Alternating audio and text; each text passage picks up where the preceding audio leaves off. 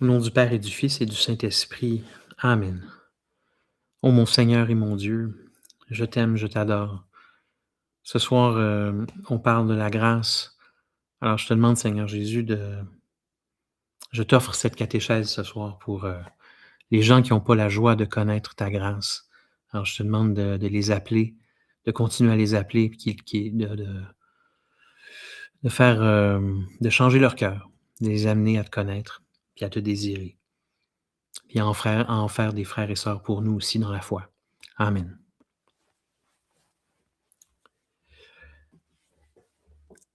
Alors, ce soir, la grâce, c'est un sujet très important. Voilà, vous voyez mon écran, j'espère. Donc, la grâce.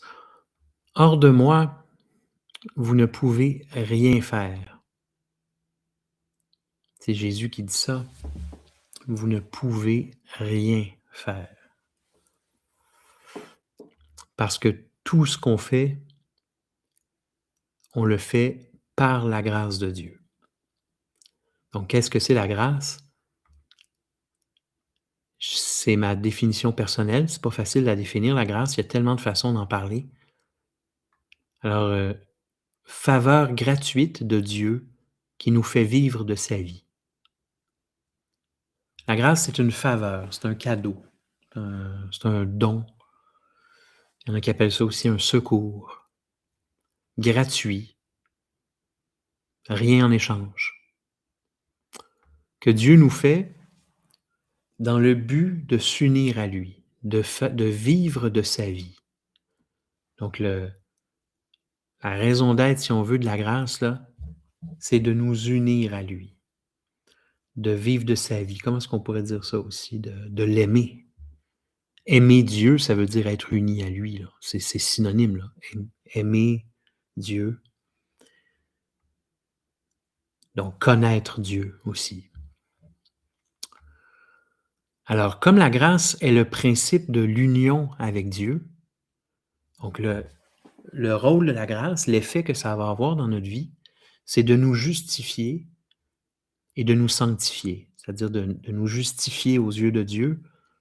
Peut-être que j'aborderai dans une autre catéchèse ce qu'on appelle la doctrine de la justification, et de nous sanctifier, donc de nous rendre plus saints. Alors, une fois qu'on est dans la grâce de Dieu, on peut augmenter cette grâce. Cette grâce peut augmenter, donc nous sanctifier toujours davantage. On peut toujours davantage, parce que lui est infini, alors on peut toujours davantage l'aimer, davantage lui ressembler. Donc, la grâce est dite surnaturelle. La grâce, elle est au-dessus de la nature. Car seul Dieu peut se révéler et se donner lui-même. Donc, quand Dieu nous donne sa grâce, ce don de s'unir à lui, il se communique à nous, il se révèle à nous, il se donne lui-même. Nous, on ne peut pas se donner nous-mêmes, mais lui peut le faire. Alors, ça donne à la grâce cette qualité surnaturelle. Dans la nature, on ne peut pas faire ça. Donc, la grâce échappe à l'expérience des sens, évidemment. On ne peut pas voir la grâce, on ne peut pas la sentir, la toucher. Elle ne peut être connue que par la foi. Donc, la seule façon de savoir qu'elle existe vraiment, c'est par les yeux de la foi. On verra plus tard aussi que la foi, c'est un don de Dieu, c'est une grâce de Dieu. Donc, ça prend la grâce pour avoir la grâce. Ça aussi, je vais en parler plus tard. C'est spécial.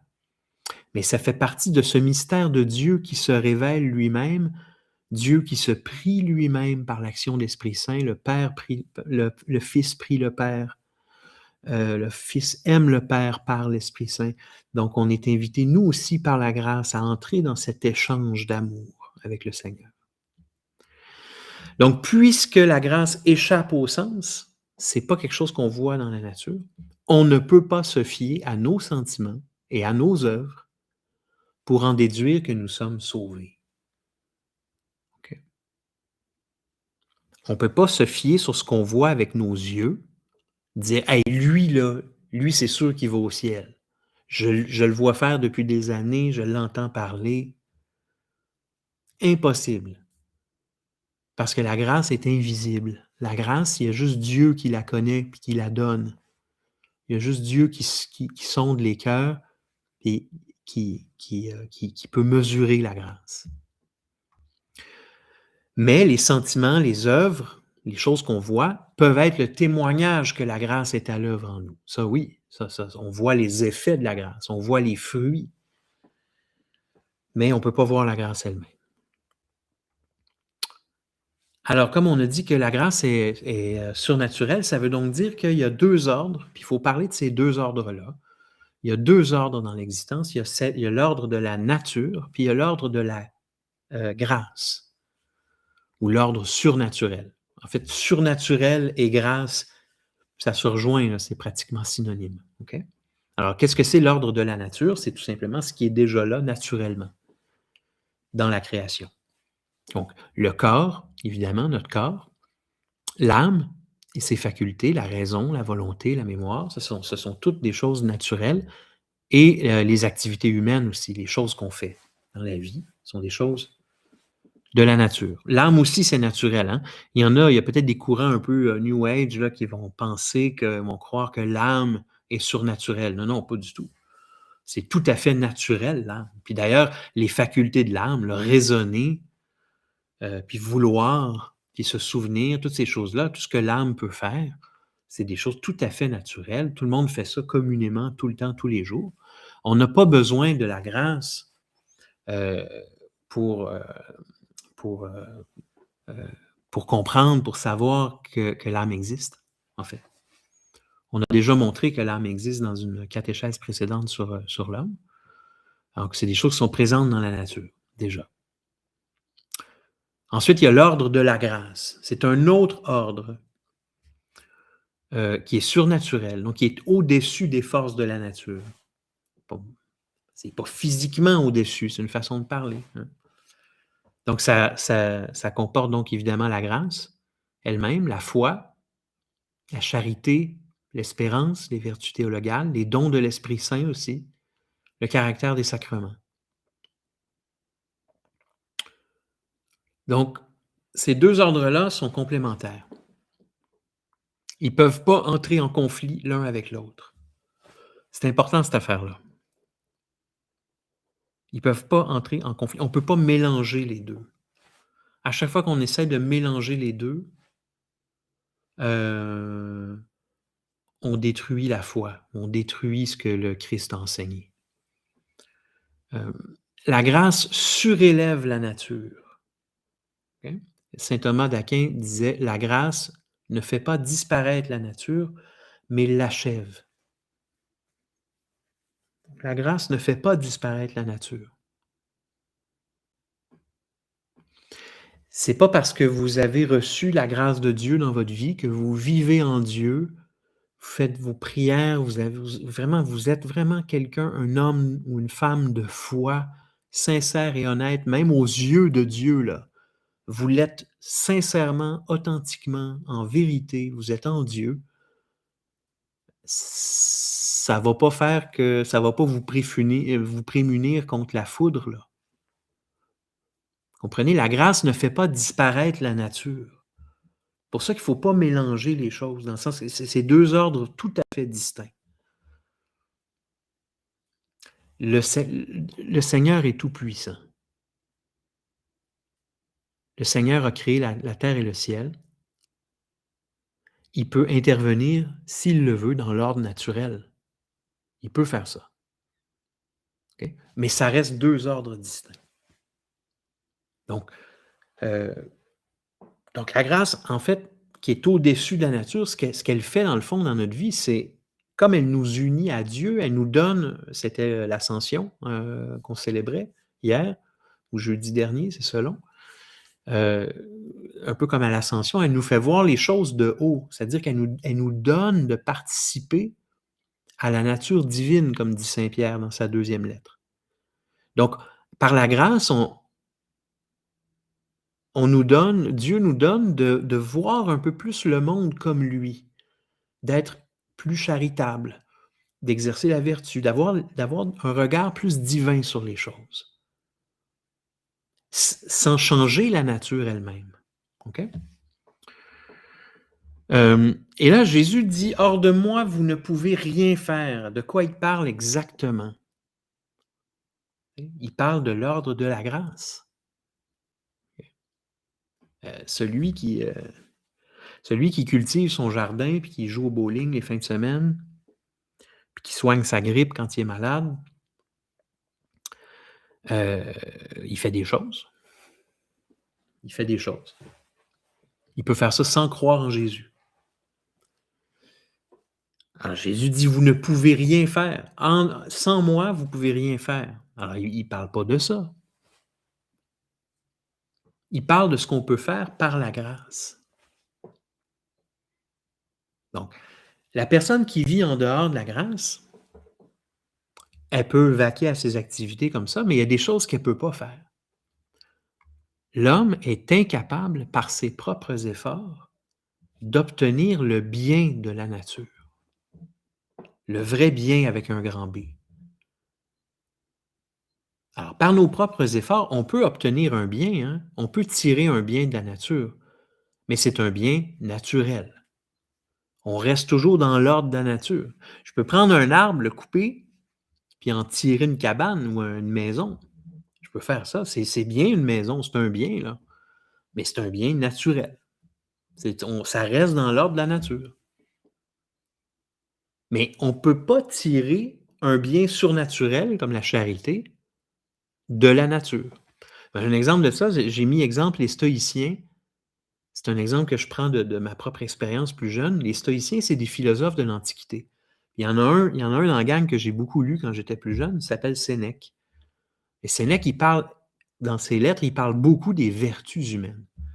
Puis c'est vraiment bon ce qu'il écrit. C'est vraiment, vraiment bon. C'est tellement bon que l'Église, des siècles plus tard, dans son enseignement sur les vertus humaines, a récupéré une bonne partie de ce que Sénèque a écrit.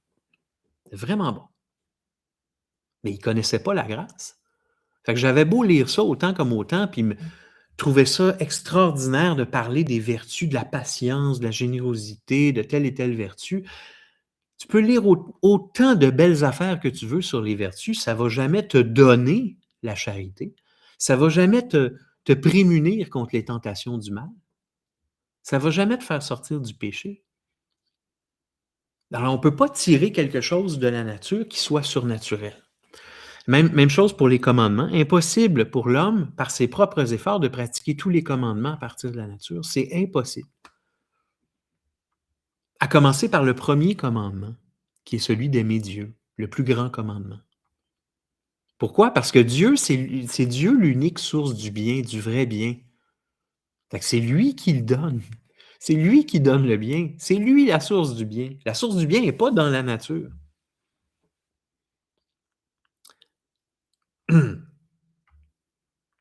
Alors, puis l'homme s'est privé de ce bien, du bien de la grâce, par le péché originel.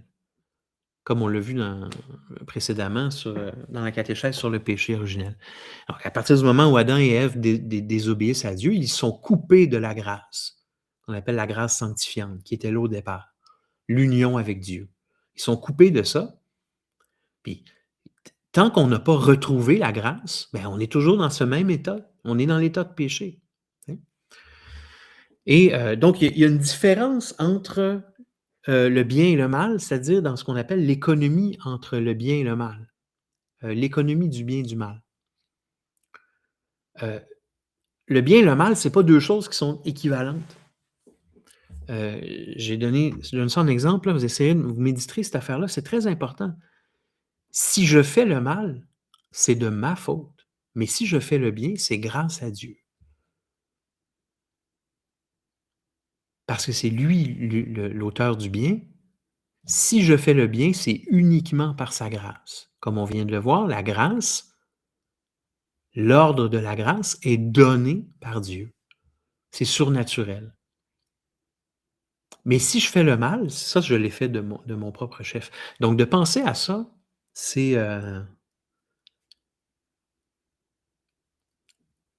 ça aide pour l'humilité.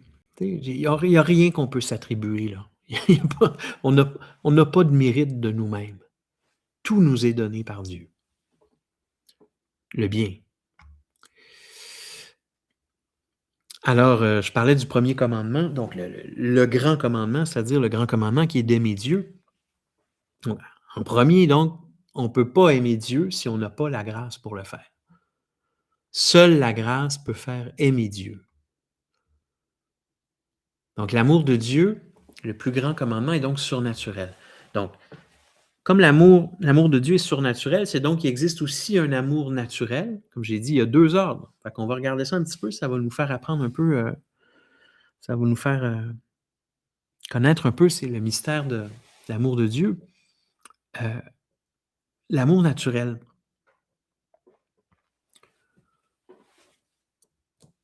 Qu'est-ce que l'amour? L'amour, c'est ce qui nous porte vers les êtres. C'est l'âme qui se porte vers les êtres, qui s'attache vers les êtres. Heu,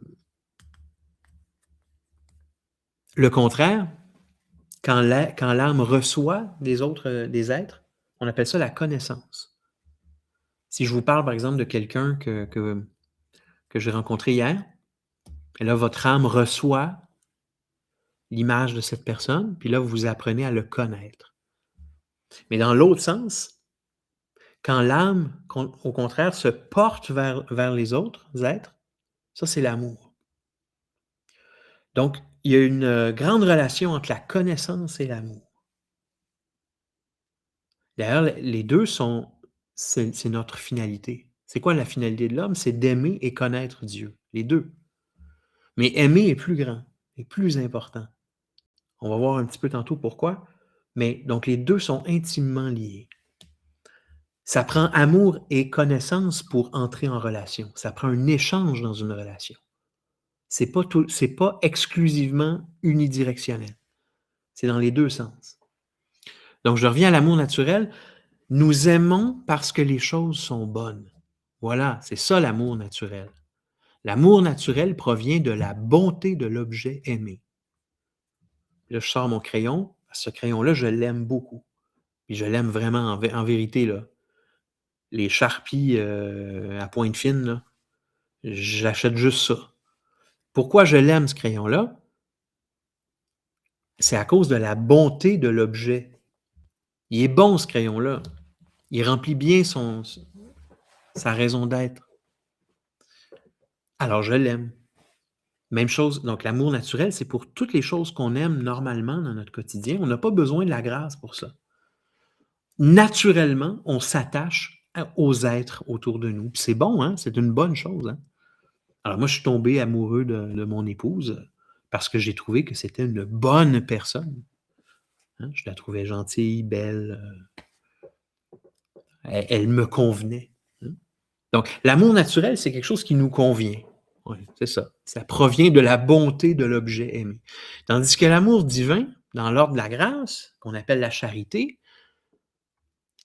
provient de la bonté de celui qui aime.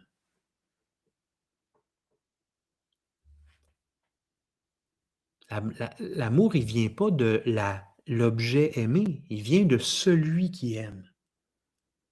Mais moi, dans ma relation aux autres êtres autour, là, moi tout seul, là, naturellement, là, ben, j'ai pas de charité. J'ai pas une bonté naturelle, comme ça. C'est-à-dire, ce qui est naturel dans l'homme, c'est de s'attacher aux êtres parce qu'ils sont bons. Pourquoi j'aimerais quelque chose qui est pas bon? Il y a aucune raison dans la nature que je me mette à aimer quelque chose qui est pas bon. Et la charité, elle, c'est ce qu'elle fait. Elle provient de la bonté de celui qui aime. Elle rend bon ce qui ne l'est pas. Dieu n'aime pas ses créatures parce qu'elles sont bonnes, mais les créatures deviennent bonnes parce qu'elles sont aimées de Dieu. C'est la toute-puissance de la charité. Si vous savez, si vous reconnaissez dans votre vie que vous êtes aimé de Dieu, vous allez devenir meilleur. Parce que la charité de Dieu qui se communique rend meilleur. Et ça, on ne peut pas faire ça nous-mêmes. On ne peut pas faire ça de soi-même. Alors, là, je vous pose la question, en vérité, c'est une bonne question, tu sais. Pensez-vous que Dieu nous aime parce que nous sommes bons? Hein, c'est une absurdité, hein? Pensez-vous que Dieu nous aime parce qu'on est bon, là? C'est à cause qu'on est bon, là? Mais non, parce que tout bien est déjà en lui. Lui, il a pas besoin de s'attacher à moi, il a pas besoin de la moi, j'ai besoin pour aimer mon crayon, là, j'ai besoin de la bonté du crayon. Il faut que le crayon soit bon pour que je l'aime. Mais pour Dieu, là, j'ai pas besoin d'être bon, j'ai rien à lui apporter à lui, je peux rien lui donner de plus qu'il y a pas déjà. Tout bien est déjà en lui. Dieu, c'est une grosse boule d'amour qui arrête jamais. Dieu aime parce qu'il est bon lui-même. C'est une source intarissable d'amour. Alors celui qui refuse cet amour de Dieu dans sa vie, la seule chose que Dieu peut faire pour lui, c'est, c'est de continuer à l'aimer. C'est de continuer toujours à lui donner sa grâce. Pour qu'un jour, ça c'est son plus grand désir, pour qu'un jour, on se tourne vers lui librement, puis qu'on participe avec lui, c'est ça qu'il veut. Cet amour-là, il ne voulait pas le garder pour lui-même, il voulait le partager avec toi dans ta vie.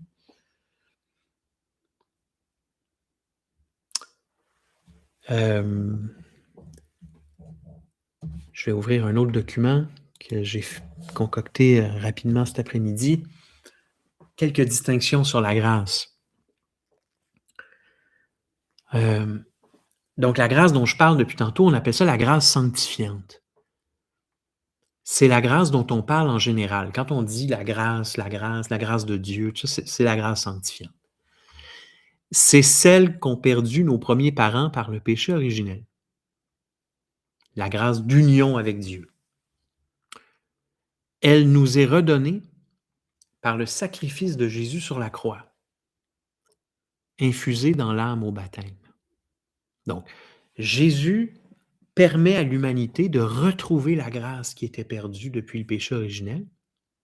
Mais pour ça, il faut accepter, il faut croire en lui, il faut accepter le sacrifice que Jésus a fait sur la croix pour nous-mêmes et s'identifier à ce sacrifice-là, croire en lui, le reconnaître comme celui qui nous sauve. Et quand on fait ça et qu'on a le baptême, est infusée dans l'âme cette grâce. Infusée dans l'âme. Vraiment, le baptême renoue avec la grâce sanctifiante. OK?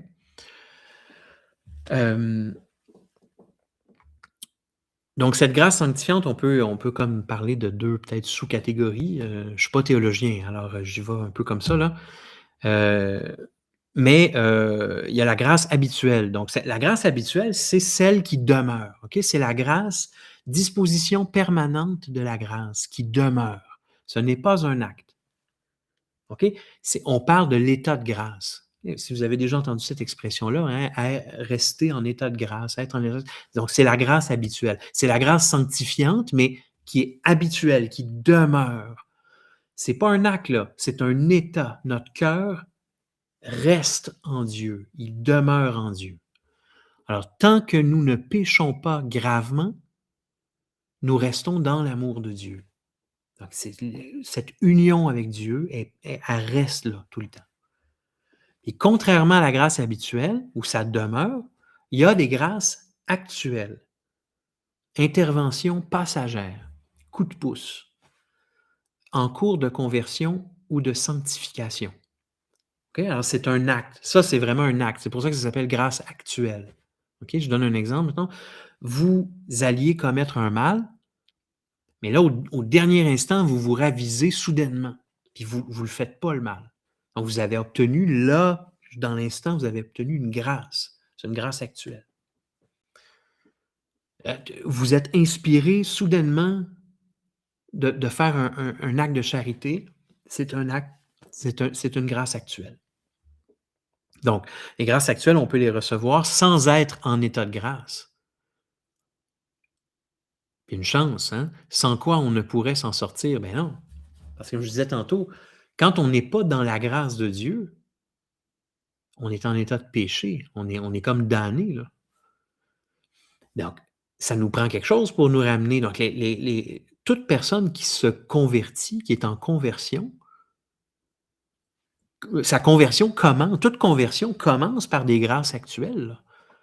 C'est des petites grâces à droite et à gauche, puis là, on commence à y être attentif. Puis là, soudainement, on veut s'ouvrir, puis là, on commence à entrer dans la grâce habituelle. On veut obtenir la grâce sanctifiante, la pleine grâce sanctifiante.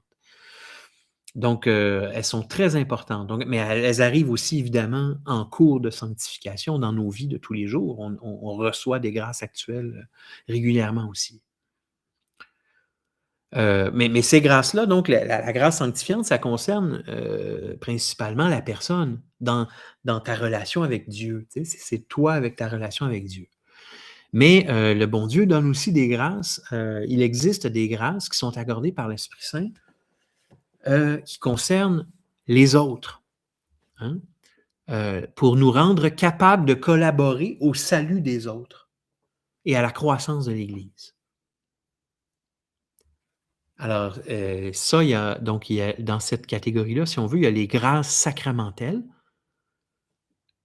Pour chaque sacrement, il y a des grâces particulières qui sont propres pour chaque sacrement. Par exemple, la grâce de l'Eucharistie. Une des grâces de l'Eucharistie, c'est la communion avec l'Église. C'est que on se sanctifie par la communion avec les autres. Donc, c'est pour le bien de l'Église aussi. C'est pas juste pour mon bien à moi. Je m'en vais pas juste recevoir mon petit Jésus pour moi. C'est avec toute l'Église. Donc, c'est pour la croissance de l'Église aussi. Donc, ça, c'est les grâces sacramentelles. Les grâces spéciales, en fait, on les connaît, hein, on les connaît, ça s'appelle les charismes. On appelle ça mieux connu sous le nom de charisme. Donc, les charismes, vous en connaissez sans doute, hein, il y a le charisme, le don des langues, le don de guérison, le don des miracles, le don d'enseignement. Il y en a plusieurs autres, mais saint Paul en énumère plusieurs comme ça. Alors, les charismes ont pour but le bien commun de l'Église et le service de la charité.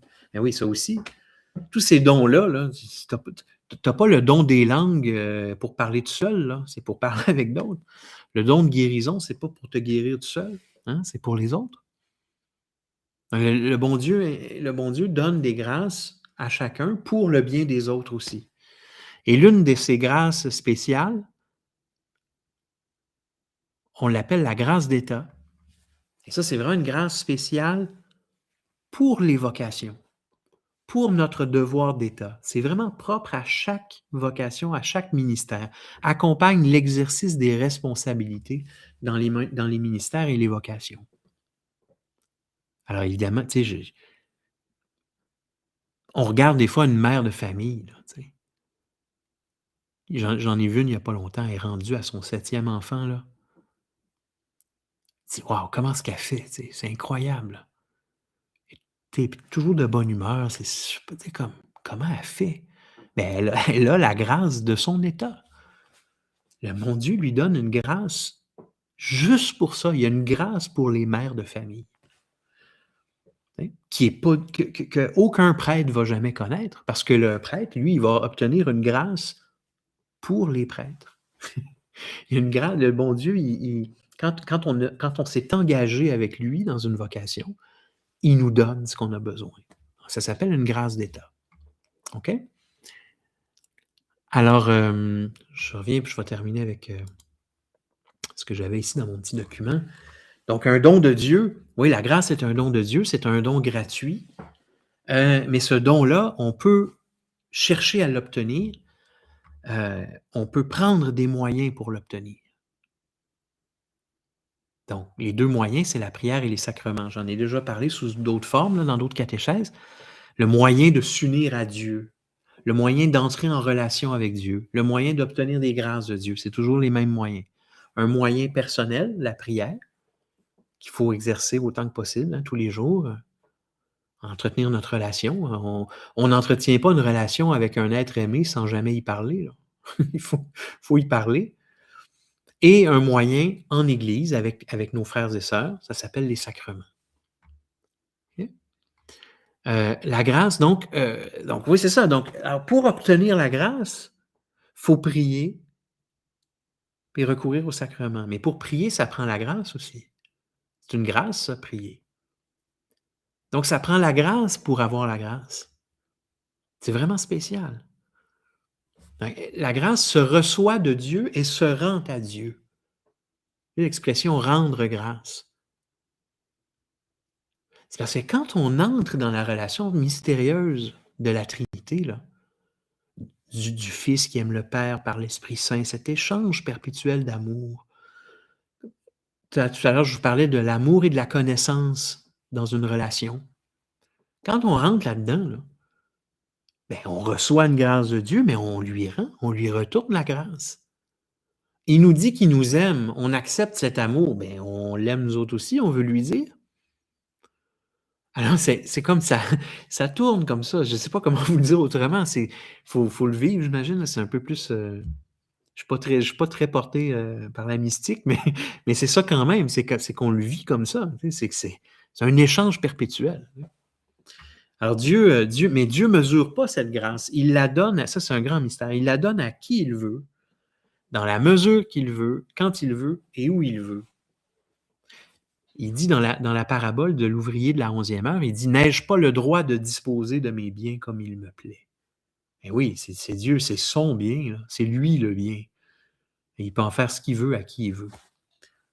Alors, j'ai un ami comme ça, qui me racontait il y a pas longtemps, il y a plusieurs années au début de sa conversion, il était en voiture, il était pris dans le trafic, puis là, il était comme fâché là après, une une une femme qui était en avant dans la voiture avant lui, tu sais.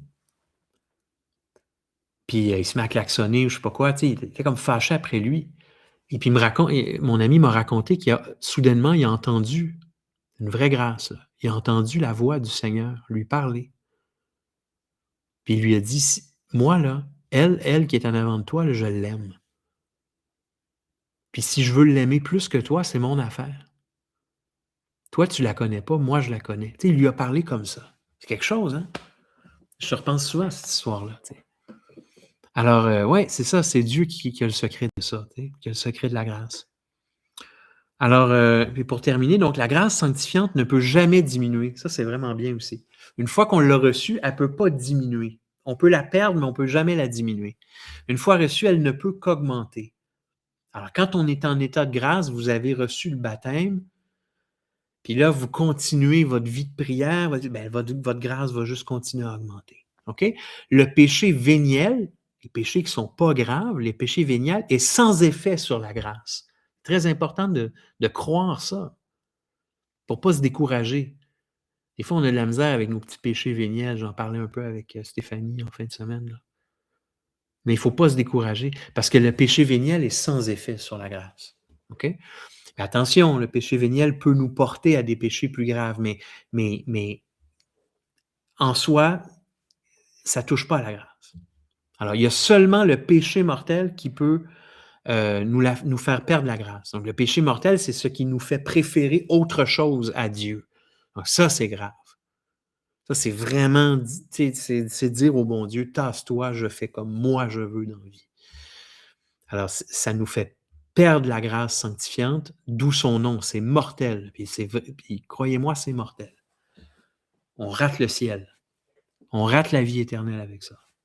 Donc, comment retrouver la grâce? Puis on parle de retrouver la grâce. Ben oui, parce que la grâce sanctifiante, on l'a reçue au baptême. Donc, comment retrouver la grâce? Ben, par la prière et les sacrements. Donc, la confession, ça, c'est un sacrement, puis la contrition parfaite. La contrition parfaite, c'est-à-dire le regret de la faute, un regret parfait de la faute.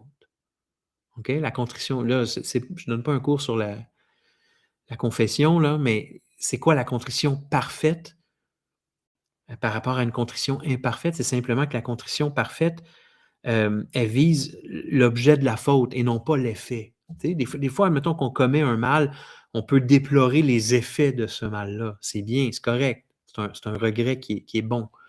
Mais c'est mieux de regretter la faute elle-même, le fait qu'on a offensé Dieu pour c'est cette faute-là, c'est ça qui est grave, c'est d'avoir offensé Dieu.